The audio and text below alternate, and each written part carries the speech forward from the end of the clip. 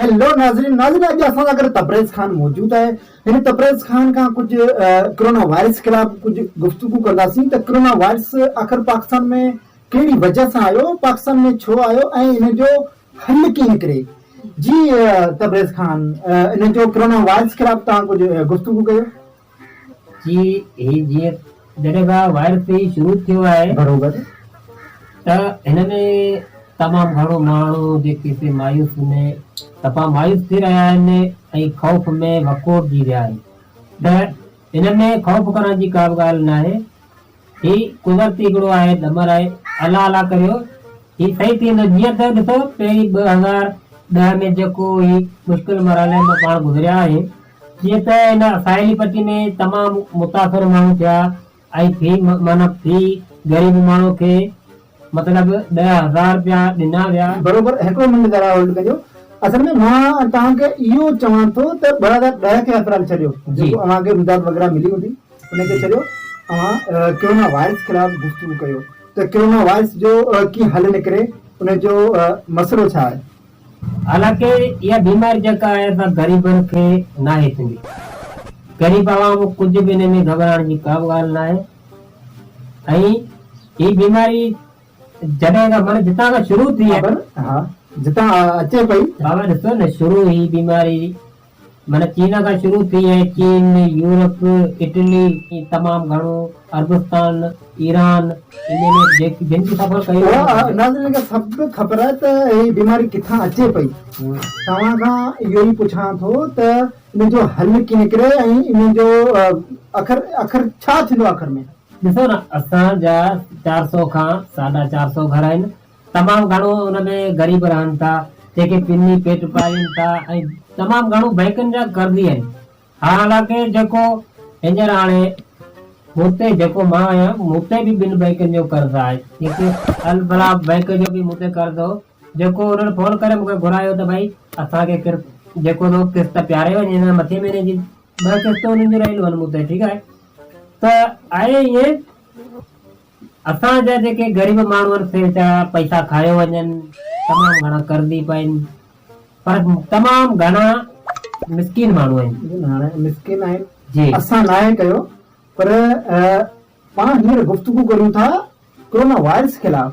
अव्हां डायरेक्ट बैंकुनि ते पहुची हलिया, अव्हां डायरेक्ट 2010 वारी बोर्ड ते पहुची हलिया, अव्हां डायरेक्ट वठो हुनखे जेको हींअर थी रहियो आहे, कोरोना वायरस थी रहियो आहे, हली रहियो आहे, उनजे ख़िलाफ़ गुफ़्तगू कयो। ॾिसो न 2010 में जीअं त तमामु घणो मुश्किलूं आयूं ऐं पोइ जेको सो हुनमें तमामु घणो ग़रीबनि खे माल मिलियो असांजनि खे।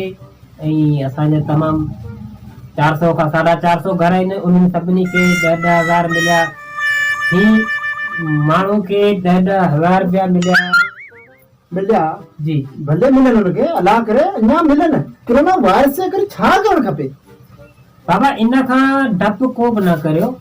ही जेको वायरस आहे तो ग़रीब इंसान जेको आहे तो सिर्फ़ पंहिंजी हिम्मत न, हिन में माण्हुनि खे घबराइण जी का बि ज़रूरत कोन्हे। उहो तो हींअर ॿिनि जॻह चई कोरोना वायरस ख़िलाफ़ जो हा ऐं बाक़ाइदे माना समूह उथरण जी माना बाक़ाइदे ॿुधायो वियो हो। उथियो समूह असांखे यादि आहे, माण्हू खे यादि आहे बाबा, यादि आहे न त कोरोना वायरस ख़िलाफ़ थियो बाबा। हुन असांखे हुनमें माल तमामु जाम मिलियो।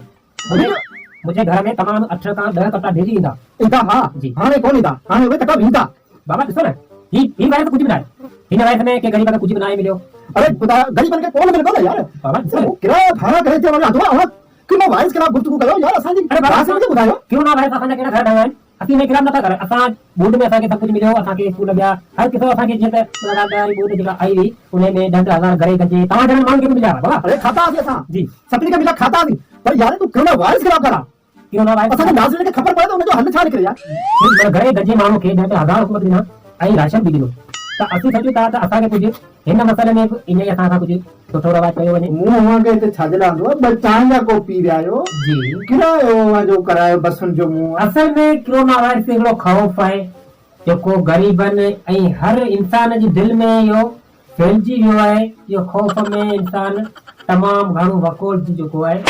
तो इन खां ख़ौफ़ बिल्कुलु बि न करियो। जीअं त 2010 में ॿोॾ आई हुई, उन में केतिरा माण्हू मुतासिर थिया साईं ॾिसो न मुंहिंजा तमामु सुठो असांजो ॻोठ 250-300 घर आहिनि उन में सुठा माण्हू रहनि था पर हू भले सुठा रहनि न जी।